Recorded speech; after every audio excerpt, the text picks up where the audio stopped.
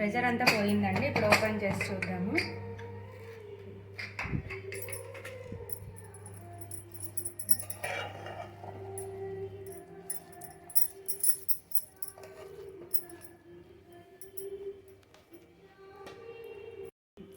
పులుసు అటుకులు రెడీ అయిపోయిందండి. మీరు ఒకసారి ట్రై చేసి ఎలా ఉందో చెప్పండి. Thanks for watching. హలో అండి, వెల్కమ్ టు అవర్ ఛానల్. ఈరోజు నేను చేయబోయే రెసిపీ పులుసు అటుకులు అండి.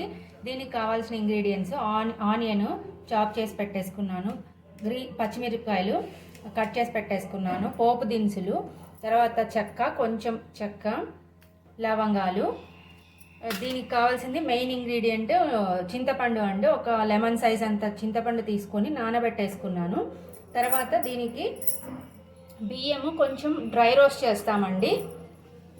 ప్యాన్లో వేసుకొని కొంచెం డ్రై రోస్ట్ చేసుకోవాలి.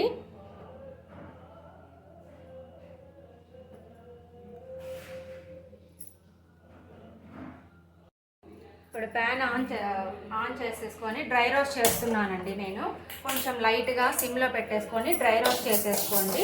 డ్రై రోస్ట్ చేసిన తర్వాత ఇవి వాష్ చేసి కొంచెం చల్లారిన తర్వాత వాష్ చేసేసుకోండి, సరిపోతుంది.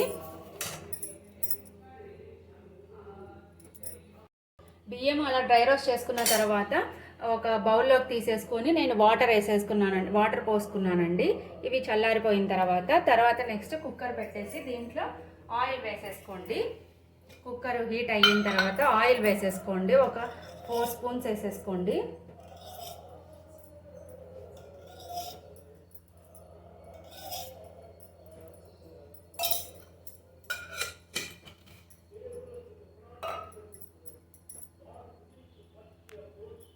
అది హీట్ అయిన తర్వాత ఇప్పుడు పోపు దినుసులు అన్నీ వేసేసుకోండి. దీంట్లో చెక్క, లవంగం కూడా వేసాను నేను. అన్నీ వేసేస్తున్నాను. ఇవి కొంచెం వేగిన తర్వాత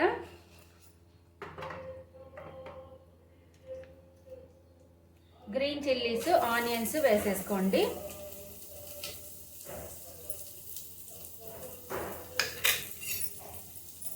అన్నీ ఒకసారి మిక్స్ చేసుకోండి. ఇవి వేగనికి ఆనియన్స్ ఫాస్ట్గా వేగనికి కొంచెం లైట్గా సాల్ట్ వేస్తున్నానండి దీంట్లో.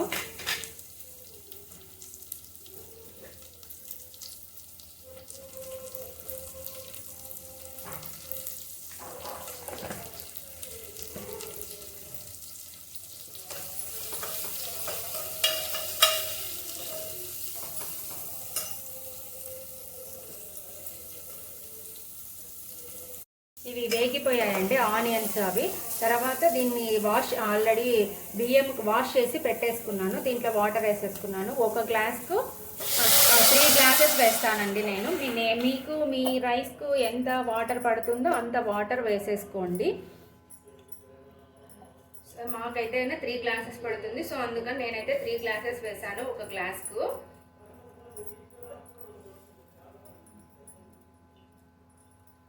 ఇది అంతా ఒకసారి మిక్స్ చేసేసుకొని లైట్గా కొంచెం పసుపు వేసుకోండి.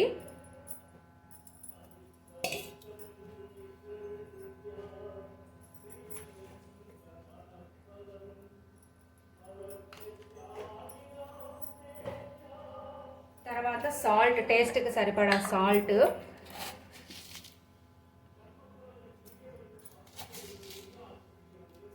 నేను రాక్ సాల్ట్ యూజ్ చేస్తున్నాను, మీరు ఏ సాల్ట్ అయినా యూజ్ చేసుకోవచ్చు.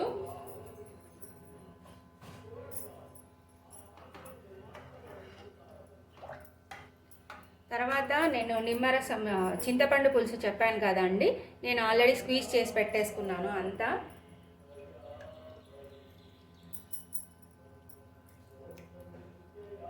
దీనికి ఇదే మెయిన్ ఇంగ్రీడియంట్ అండి. దీన్ని పులుసు అటుకులు అంటామన్నమాట మా సైడ్ అయితే. మీ సైడ్ ఏమంటారో కామెంట్ చేయండి. నేనంతా స్క్వీజ్ చేసి పెట్టేసుకొని అంతా ఒకసారి నేను ఆల్రెడీ ఇది వేసేసుకున్నాను అండి. చింతపండు పులుసు చూపించాను కదా, వేసేసుకొని అంతా ఒకసారి మిక్స్ చేసేసుకొని కుక్కర్ క్లోజ్ చేసేసుకోండి. హై ఫ్లేమ్లో ఒక విజిల్ రానిచ్చేసి సిమ్లో పెట్టేసి 2 విజిల్స్ రానివ్వండి, సరిపోతుంది. విజిల్ రానిస్తానండి. ఇప్పుడు ఫ్లేమ్ ఆఫ్ చేసుకున్నాను. కుక్కర్ పక్కన పెట్టేసి ప్రెషర్ అంతా పోయిన తర్వాత చూద్దాము.